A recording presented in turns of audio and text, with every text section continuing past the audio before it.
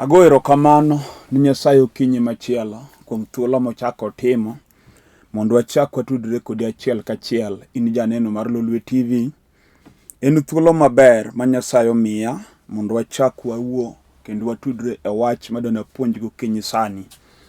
En okinyi ang'e ni Nyasaye osechiewi in e dier odi kanyo. Okinyi kapok iwuok kata kidhi e kanisa ama idhi e shughuli ma in go kawuono, Nyasaye ochako miya thuolo mondo abed e studio ka. Omiya kwayo ni kaw thuolo matin ma Nyasaye oketago kani mondo ibed piny, ikaw mumbi e lweti mondo ichik iti mondo wawinjre wach madona puonj Jumapili ma kawuono. Nyasaye ochako kela kendo wabiro some ndiko, emomiyo kaw mumbi in bende. Nyinga an Bishop William Abol, an jalego mur malange piny Siaya County. Nyasaye omiya thuolo maber ni sani mondo wachak wadonj kodi wach mondiki, wapuonjre bang'e walam Nyasaye ka watieko. Adwa nachaka somo mar Jeremia, emomiyo kaw mumbi mondo el koda Jeremia 23 matindo tindo 29. Kanye kama dano mondo agole wach madana puonj gokinyi ma kawuono, bang'e wabiro lamo kodi Nyasaye. Mama wacho kama i Jeremia 23 matindo 29. Wachna ok chal mach. Wachna ok chal gi mach koso, Jehova owacho, kendo gi nyundo matoyo lwanda. Mane wach masomo okinyi madane mondo awuoye. Jumapili mokalo ni wasomo e wach Nyasaye mondike mar Jo-Hibrania 4 matindo 12 mawacho ni wach Nyasaye ngima kendo tiyo, obith moloyo pala ma dhoge ariyo. Mane topic madana medu wuoye. Kendo adwa na wuoye wach gima wach Nyasaye nyalo timo, kata gima wach Nyasaye nyalo timo e ngima ng'ato. Nyocha ne awuoyo kuom wach Nyasaye mangima kendo matiyo. Wach man gi teko madonjo nyaka ondhudho, nyaka e chuny, kendo pogo paro marach mane chuny ng'ato kod ngima ng'ato. Mane wach madhigo mbele. Okinyi asomo wach Nyasaye machal gi mach kendo machalo nyundo matoyo lwanda. Okinyi waler gimomiyo wach Nyasaye ng'ato nego yawnu chuny ahinya mondo dwar. Muma wacho ni wach Nyasaye chalo mach. Onge gima nyalo tamo mach wang'o, kata obed chuma, kata obed lo, kata obed kidi. Wach Nyasaye nyalo wang'e motore. Muma wacho ni wach Nyasaye pimo kod mach. Mach nyalo wang'o gimoro amora. Kendo muma wacho ni wach Nyasaye pimo gi nyundo matoyo lwanda matek. Okinyi wawuo kuom weche matek ma mach onego wang' e ngima ng'ato kata dala moro. Wan gi weche motamo somo, to tamo rieko, to tamo pesa. To wan gi weche motamo nyaka chia kod ber ma ng'ato nogo. Nitie wach manyalo loyo kata nying malich ma ji ong'ego ng'ato. Inyalo luonge nyinge moko madongo ma ji ong'e e piny ka. Kata kama nitie gimoro moloyi gi nying miluonge go no. En gima nyalo sandi ma kata iwuotho go bunde e dendi, kata oriti gi polise mang'eny moluori. Nitie gima nyalo muomo polise ma sandi. Wan gik ma kata dala moro yudo ka en dala moluor mochiel go hinga motegno, moketie electric fence, guok be opidh kanyo, guogi mager, watchman be nie gate, kata polise man go bunde nie gate. To nitie wach momuomo chiel, momuomo electric fence, momuomo polise modonjo gi ng'ato e ot. Adier gino nyalo timo ng'ato ma kata ng'at miluongo ni mheshimiwa, to gino dhi adhiag mheshimiwa adier miwinjo ka be piny wuoye ni mheshimiwa ng'ane, to jochiend kong'o rano. Nyayudo ka mheshimiwa moluor jakong'o ma piny odong' go, ma ka ni public to gimoro nyalo neno ka gima en dhano, lakini sama odong' kende, nitie gima odong' kode mobende sande. Gino time mobende kata kobet kende gino litne. Gima timi ma koro kalo rieko ni gi teko ni no, gima nyalo tieke ngima ni en wach Nyasaye madwa lero gokinyi sani. Kich wan kod gima okalo rieko ni, kendo wan gima ohingo sombi. Wan gi josomo ma kata ka wuotho tido ng'ato mosomo mariek, profesa, wuotho ka kwano lwete. Owuoyo kende ka ng'ama janeko, kendo ng'ama wuoyo go bende ok inyal neno. Gima wuoyo kode no, mano gima okalo rieko nego mondo ma en go. Gino go kode mbaka momiyo ng'ato wuoyo kende, kata ka en ni barabara riembo gari, to gino nyalo dhi kode ma winji ko lose control, ma yudo kotimo accident. kich nitie gima modhi kode deep mokalo rieko go mwandu ber mar piny. Mane kama koro idware wach Nyasaye, wach makoro gik kodi makoro nyalo miwuok kendi no, mane gima wach Nyasaye nyalo golie. Wan gi ji ma jachien no oketo makata nindo gotieno ng'ato ok nind. Wan gi joma jachien oketo no paro, stress. En stress momaki mutami kwe, momiyo kata otieno kidhi kari mar nindo to nindo ok teri. Stress nyalo sando nyaka daktari mong'e chieth machiedho ji kendo ma be seche moko en kansela ma kansel ji. Inyalo kansel jomoko lakini in gima timi to muomo gik ming'eyo gi sombi gi riekoni. Kendo en wach machami adier ming'eyo. Oloyo mwandu gi rieko ma in go. To wan go wach masomo gokinyi sani ma kinyalo yie kuome. To nigi teko mar pudho stress machamo chunyi. Kich mondo ng'ato pare tenten gima chame. Tie gima oketo paro no kuome. Wan gi ng'ama stress machame en ma stress kim jachien otame no konya dak kod dhako. Enano udi ng'ato maber mondo nitie kila kitu lakini dhako madaki ototamore. Kata kende magi plan magi chak dak to dhako weye. Wan gi chuma munu weyo nyaka mondo magen go. Mido ka ng'ato dak musumba to ng'ama ng'elicha ahinya moko nego dag maonge dhako. Seche mo gimuchopo kode mamoyo munu weye jachien omaye teko ne mar dichuo. Ena dichuo korwako long korwako sut lakini kata kamano ngimane mar dhano onge teko mar dichuo. Omiyo okendo mon to mon ringe. Adier mano gima nyalo dong kodi wuod ng'ato makata in gi bilion e bank lakini gin to loyi. Magi mawuotho kodi machami. To mumwachon wach Nyasaye chalo mach manyalo tieko kwiri mar jachien. Wodak ngimani mutimi bedo dhakono. Moketi bedo ng'ato mok nyal dak kod chiege. Gino wach Nyasaye nyalo tieke kiyie kuom wach miyalo mochunyo yaore. Mibe fwenyo na dir kama anti nitie gimoloya. Nyalo loyi osiepa. Nyalo loyi makata in lawyer ma ji ong'eyo ma piny oluore Kenya ka. Nyalo bedo lawyer mokochung'e court kayalo buche mag ji to iloyo buche te. Kendo iluongi lawyer ma ji ong'eyo ma be ji wuok ni kuonde ka kuonde. Kabiro maki keso mako nyar ng'ato kata od ng'ato to en mibedo directed kuomi ni dhiri lawyer bang'ane beri kes bilani. To in buche ge tielo kata ka untie bura madala unyaloyi. Miyudo ka buch dala u kata bed mna bura mar musomba kata bed bura mar mer kata bed bura mar ura tiyudo koloyi. Ti bura manyalo lawyer malo buche court. Buch dala unyalo miyudo ken lawyer ma piny ong'eyo kata kamano bura madok dala uto tami. Miyudo kidak maber oko kumi pange no dala tionge ot. Minyalo gidonje gi nyithindi gi chiegi. Kich buch dala no otami loyo. Mano gimuchung'u kodi adier makata kiwuotho kendi tibende ng'eni gini to loya. Ng'eni bura nyalo lo ng'ato kata na bura mar chode. Miyudo ka ng'ato ma piny oluoro kabisa timo oko dhano nego tim.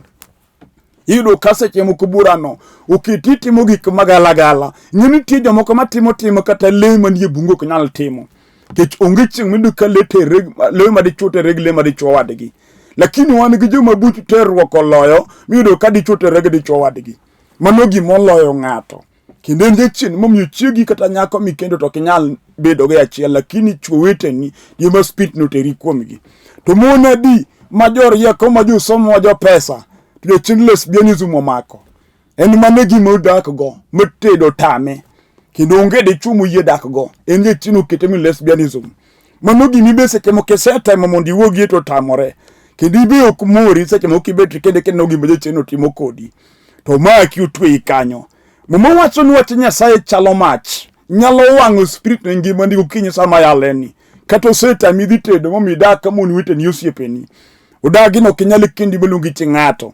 Kik chunyi no omaki seche moko nomaki keni skul kapod itin. Kata chunje mag usoga gi moko nomako nyithindi skunde kama ne gisome. To gino dogo kodi mati bedo ng'ama dung to pod timo kodi. Utami wokie. Isedwaro mondo iwe lakini odaki chunyi wuotho kodi.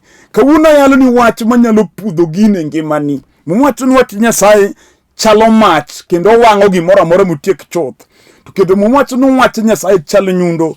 Obiro go gimodak ngimano mokenono kendo obiro toye sani. Kata obedo spirit marach manterruok modonje e chunyi mawuotho kodi. Nyini jachien ni sani ocheno piny. Miyudo ka jachien terruok makoro weni. Omako chuo moko manyaka joma chuo moko tere nyaka nyithindegi mag nyuoli udi. Wach matora marach momako piny madhi gi piny. Kendo inyalo yalo wach Nyasaye kata ka yalo sani gokinyi osiepa. Ibedo piny tingi gima jachien timo kodi. Gin gik wich kuot mok idwar kata ng'ama chielo ng'e. to gino jachino loyi kode. Ibiro ken hero ni chunyi to dwani mondo kik itime, kata kamano gino loyi. Muma wacho ni Wach Nyasaye chalo mach nyalo goli gima kamano. Mi poko chako loko pachi mi bedo ng'ama kare. Muna kinyalo yie chunyi mondo ikaw Yesu Kristo ma yalo gokinyi sani kaka ruoth kendo jawara mar ngimani. Ento nyalo pudhie gino. Wan go moko chine derruok ema chieno. En gima tin ko wang'o iye to chunye parne mondo madhi sum kata dere. Kata bed mna jal mariek musomo monego ng'is piny gi maber, to timbe man kuome chunye derruok wuotho kode. Wan go mon adi mamre otamo dak kod chuo. Mawach matin ko yude kinde gi chuore kata bed ng'ama gidak go to ting'o gik yo koka man timake gi sum kodwa no dere. Kech remb gi kamo ae ti spirit mar derruok mawuotho kode. Ukinyi sana nyalo wacho ma en mach manyalo puang'o jachien ma derruok modak e ngimani. Mutami bedo gi jigo kwe. En spirit maseche moko pogi nyaka gi jonyuolni. Momiyo in go nyiego go more mag jonyuolni makata dala okidhi. Wan gi jomoko mokon motamre dok dala nikech nochwanye. Miyudo ka ng'ato higni mang'eny dal on oko kapango kata nodhi oponde kamoro kodwa dok dalagi. Kech notimne kata nochwanye. Chunyu mako sigu mar sadha moketo miere mathoth momiyo ka wuyi oringo we jonyuolne kech nochwanye. Kata nyako dagi jonyuol nikech nochwanye. Seche moko mako sigu ni jonyuol notamre puonji to negi puonjo nyanga machielo to inegi dagi puonji. Wan gi nyiri moko dogi mier ka monyuol gi kinde mano kalo penj to negi kalo ka gin nyithindo ariyo. To janyuol no ka wuoyi motero skul to nyaka no nyiso no onge pesa gi seche go modo puonjo go nyako. To gino no kelo sigu medungi chunye nyathiwa. Mbani ng'anyo no jonyuol ni monyuoli makata dalo ok nyal gadokie. Tiwinjo gweth mar ng'ato chakre kuom janyuol. Sama janyuol ni yemi makono sigu kene makono sadha, nini onge gweth bi onge dongo. Kich nyaka janyuol ema gwedhi. Koro gokinyi sani ayalo wach manyalo wang'o chuny marach. Mar sigu modak e chunyi no. Mi dog ire jonyuol mi wuok kodgi mi kwagi ng'wono. Kich e piny ka janyuol ni ema nyalo kuong'i, ino ke nyalo kuong'o janyuol ni. To wan gi jomoko mong'anyo no janyuol kata janyuol gone simbe ok omak. Kech janyuol nochwanye. Ng'ami daga mako sime no emuting'o gwethni. Samu kidok mi wuoyo kode mugwedhi ionge kwedi ngimani nyaka chieng'. To mama wacho ni Wach Nyasaye chalo kod mach manyalo wang'o gimoro amora matieko. Onyalo tieko chuny sigu meche nopidhe chunyi kuom gima notimni. Kata ibedo chi wuoyi mano kende dala moro to jonyuol wuoyi nochwanyi kata negi yanyi kata negi wuoyi ni marach. Mani mako ni mini churi sigu mokiwe. Wacho miyo kata ka wuodi dwano mondo konye kata orne pesa to gino rach ni kelo lwenye ot. Kok idwani mondo wuoyi ni okony min, kech min gi noyanyi kata un gi nochwanyi. Iwinjo gimitimo no ok bi konyi, kech magi kama gweth mar odio ae. Makitamori to onge gweth no ok nine. Muma wacho ni Wach Nyasaye chalo mach nyalo wang'o chuny sigu mopogo kindi gi janyuol no. Momiyo wan gi mon mang'eny makata dala mokende ok odhi.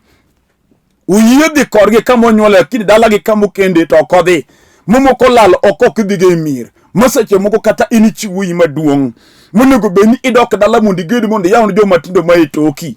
To jonyu sigu mane kuom yo mitamre dok dala. Seche moko mako sigu nyithindo mowete chuori maluwo chuori. Koro itamri no kenyan moko timo tim marach manyalo luongo no timo juok. In yemi duong' monego tim gimoro ka jowadu mitoke tim. Tiketo weche moko dabal, cases dabal, weche moko kony. Chunyo mako sigu weche dabal, ma gimoro amora midwaro timi ni pingo. Kata sani koro wanyono Desemba. Dhano dwaro kimir mondo dhi tim gik monego tim mier. Moko dwaro dhi oged, moko dwaro dhi ogol mier. Iti kwamo oko kidhi. Ni wacho nochwanyi kya nokosni. Manu jachiendi. Monego Yesu wuod Nyasaye wari gokinyi sama yaleni. Mondi dogo dala dhi tim gik monego tim. Kechekat ken in dhako mano kende dala ka ng'ato. Ok no kendi mondo iketh dala no. To timo chalo dhako maketho dala ka ng'ato. Okinyi Yesu nyalo wari. Kum chunyi sigu manie ngimani motami dokie dala. Momi dong kipango oko. Seche moko isungori kendi chayo ji nikech in go mwandu. Ineno ka gima dikwa ng'ato onge. Kendo kata jodala no kuketi piny ka wuoyo kati wuoyo ka chaya. Ka chunyi okalo ji kendi in go madharau. Kech ineno mwandu ni tiwinjo. Mwandu mag piny nitie kama konyo. To nitie kama kogik to koro anyuola ne ema nokonyi. Muma wacho ni Wach Nyasaye chalo mach. Obiro wang'o gimomako chunyi no gokinyi sani. Kendo Wach Nyasaye nyalo fwenyo no ng'ato fuwo ma en gago mokia ganen ga fuwo. Inyalo bedo go fuwo moro kipano fuwo na erieko. to kinyi sani wae wuok kuom wach ma chalo mach, wach mamuoyo kuom chalo nyundo mabiro toyo Lwanda mochung' e kindi gi dhano kata e kindi gi jodalau. Muma wacho ni wachna chalo mach mawang'o kendo chalo gi nyundo matoyo Lwanda. Ero gimiwinjo kawuotho kodi mama kata obed chini chode motami tedo, wan gi dhako ma kata odag dichuo tiyudo ka pod owuok oko, giluongo tini gi pak na gin gi mpango wa kando. Gino ok mpango wa kando, mano spirit mar terruok mar chode mar kethruok. To kidwong'e no en gima onego itim, oseketho ni dak kuonde mang'eny. Omiyo kidhi okindi kama otiriembi nikech jatode. Wach ni nyalo tami miwi ka chieng' moro igowo maikimni tok dalau. Seche moko en gir dalau mano minu kata minu monyuole dak kod babani mano riembe e gweng' mano kende nikech no jatode. Matindo chode piny mago muyike gokimi glwar e wiye. Kokimo go kode koti koreko kimo make glwar. Nikech mano spirit mane wuotho kode. Ibe gino duogo ni wan gi miere moko jochide machieno ji chalo ng'wekede ma ng'ato ringo gamo nowadgi. Baba noringo ng'wech tero mon gi chode tindo gamo ni in wuoyi, in bi chodo ka babani. Kendo wang'i tara mokine chi ng'ato. Mano gima wuotho kodi, mano gir dalau. Adiri mudong' duk gino dhi kodi ahinya, momiyo kata tich mitiyo konyi. Wan gi jomoko matiyo nu molache. Pesa konwang'o to dhi gera. Makata nyithinde monyuolo dak e maisha mok chal nyithind ng'at matiyo.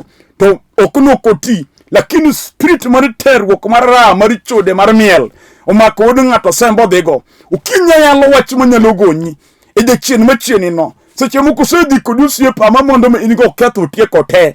Midong' ka ng'ama ok ti, to Yesu pod nyalo resi. Kamigi kendo japuonj pod nyalo mako lweti. Kendo japuonj nyalo duoko gene ngimani gokinyi sama yaleni.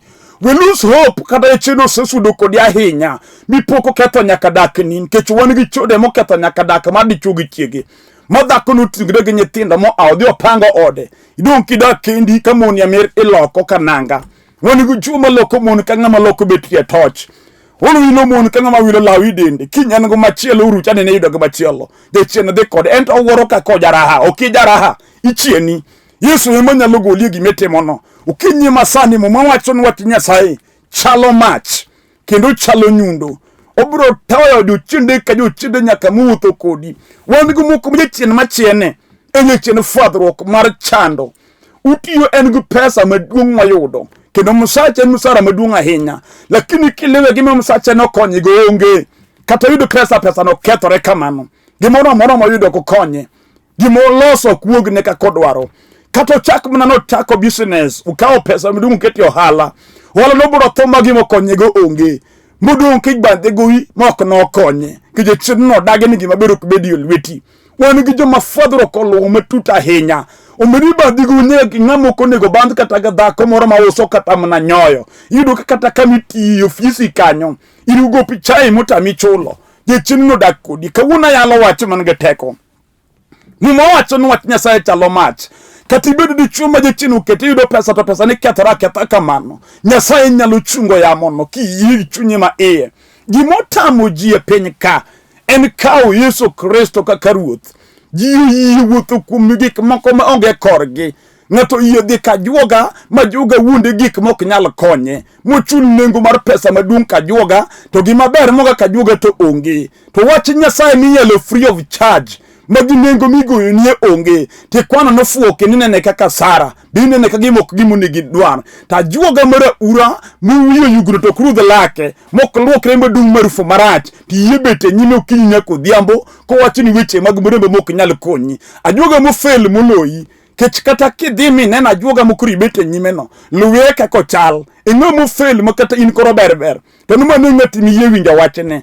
To Wach Nyasaye man ge teko. Manyalo changu tuo motamo pesa ti kwano kaka fuo. Wach Nyasaye man gi teko manyalo chungo dala moro michino goyo piny kech wan gi miere moko mopodho dalo podho adier makata ka kikali gweng to king'iyo kaka dala chal tino ka dala gore piny.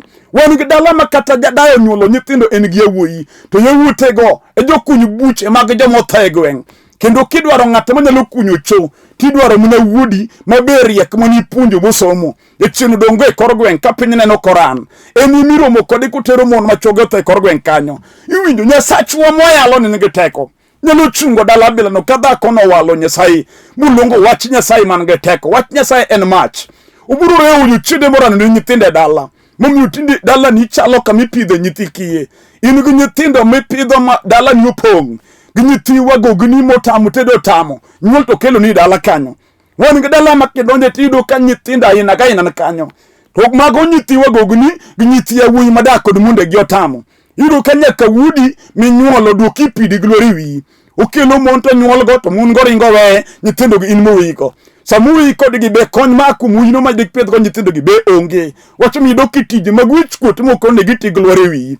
Kata kamano jochino maki oloi kawuna yalo wach machalo mach manyalo reso ng'ama kamano.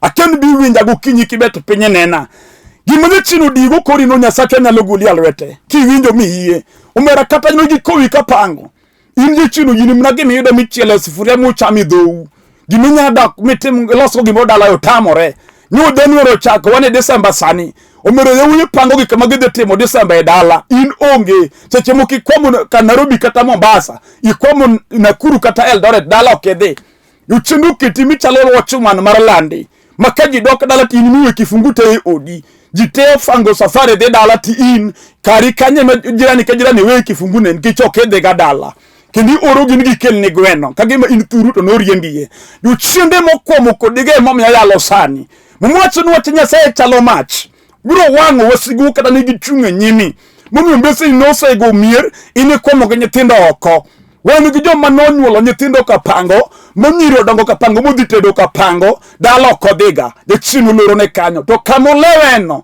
mokodhira ne madhogeriek molo dhojite kendo ni japuonj mapuonjo ka jone go dongre okinyi wang'isi nitie wach manyalo yawo pachi ma yawo wang'i mine kwamo gleo modong'o kodi ng'uma wacho ni wach Nyasaye chalo mach manyalo wang'o gimotamo pesa nyalo wang'o gimotamo Mercedes inyaringo gi Mercedes Benz kata kamano i Mercedes kanyo tigi molo yie masandi mokwamo kodi Yesu ka Nyasaye nyalo timo ng'wono kiwinjo miye.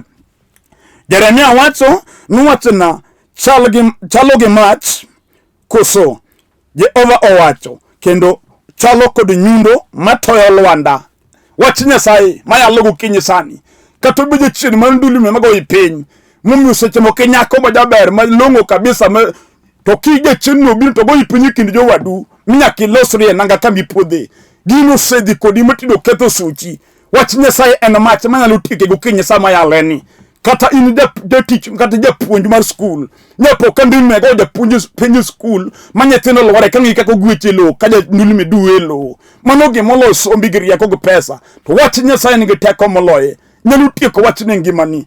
Okinyi sani ere gimi winjo ka teko kodi bile chino dino nego ma Yesu wuod Nyasaye nyalo goli gokinyi makawuono kich dakika mu ikobro lamo kod ng'apa nena ng'amo bedo piny do chunya lit owacho na dier wach mialo wach ro choma ter anem de chino keta ayudo chuo mwachako koke mwado no kendre kendo joma dwo kenda bira dier lakini okwago kod gi kend wachako to awere ka guo kod paka samu chako teko kuheru kendo loso weche te umero wuoyo mitere nyaki family introduction modhi dala umajingen anyango yudo ng'ato madwano kawe ta chien gowo gik nu onge winjruok wach no rumo kamano mano gi weche no sasandigo igni mathoth wach no mi chunyi tindo thog wach dhi tedo omi wach ni dwede kendi chuo onge manyalo kendo ji iwinjo ini mama kendi onge nyiri dhi adhe tedo makata nyoro ntie manyo kendo nyoro kata ka untie madhiri warus tinendeni ini mahapi rachi yorno to kinyalo yie kuom wach mayalo gokinyi sani wach Nyasaye ngima wach Nyasaye tiyo wach ni bith moloyo ligangla en mach mawang'o gimoro amora motiek chuth kinyalo yie kuome gokinyi to kata ng'ati manu twei kata dala ni ae en dala manyiro kidhiga e tedo kichwan gi miere moko ma kata kidhi sero nyar dalano kipenjo ni ka ng'ani bi kendo gae nyi dalano ok tedga tigi momaku mondong'o kodu e gweng'. Yesu ka Nyasaye mayalo nigi teko mar timo hono ngimani kendo nyalo resi gimineno matimore no kata ben gino luwi makati ng'amo somo mariek to rieko ni koro kokonyi wan gi jomosomo monego dak ngima mar jomosomo to jachien mar gunda mar remo mar dala oketo dak maisha moko chal kod sombe adir kata jomo ni somo oke neno to wikuot kodgi okichal kodgi leva magintie okinyal chope ke jachien no anipiny okwomo kodi kawuono yalo wach man gi teko wach dwach Nyasaye chalo mach nyalo wang'o wasik dala ugo muminjo dala ugo marach ni baba ni nogo oko chal jaduong' mane otiyo oko in bo maki osembe odhi kodi wach Nyasaye nyalo resi gokinyi mayaleni kech momwacho no ochalo mach kendo chalo nyundo matoyo Lwanda ubed gi mochung' ma piny wuoye kata obed jachien moketi mama kinyuolo nyithindo to nyithindo thoweyi miyudo kiyiko nyathindo idongi chake thundi ka nyathini manye nyuolo ike koro ilworo go tok ot kata itero kaburini wachno midong kod pichni mag nyithindo ka emiliore kor ot nyithindo wiye chino maite Nyasaye moyalo kinyalo chungo tho mar nyithindo onya chungo kisoni monego ne nyithindo kiyich nikech mama wachno wachne en mach mawang'o chuth kendo tieko obiro wang'o chunje mag kisoni kata gin mag majini mo ornie odi machamo ngima nyithindi wan gu mon moko makano kende to ne en nyako ma jaber ndi madende ler man lewni oromo ndi to jochiende mag dala mokinde tiyo chami makirwako nanga to ng'ato ok nyal pogo ni biro kati wecheno chami moketho ngimani Nyasaye moyalo kinyi sani nyalo tieko loch mag jochiende mag dala machamo dendigo machangi mibed mangima ukinyi ni kadon mondo alam Nyasaye kod joneno kamibetie kom kanyo inye gima timore ni masandi mibe nyalo maki lweti moch ruoth eri adwaro kawuono ruoth ka wachni en mach adier to gik masanda gi ruoth kawuono tieke ngimana wabiro lamo kodi Nyasaye kati ilungi jakong'o jochai kong'o no ken mari mano mar jachien kiyie kuom Yesu biro goli kong'o no sani kata tuoye matuoyi mosetem chiedho to ok yudi wan gi joma tuo kodhi osiptal ipimo tuo to tuo ok yudi lakini tuo adier dende dhi chiegni go tho wachno osemi luoro mar tho wuoyo kodi kawuono wan gi Nyasaye ng'aja chang mung'ika matuo muno odakie ngimani kanyo adwoni nwong'iye nikech adwona lem kod ng'ato manena ing'e gima timi ing'e gima idwaro chom Nyasaye yaw chunyi luong Yesu ngimani nyis Yesu ruoth kawuono kech ngimana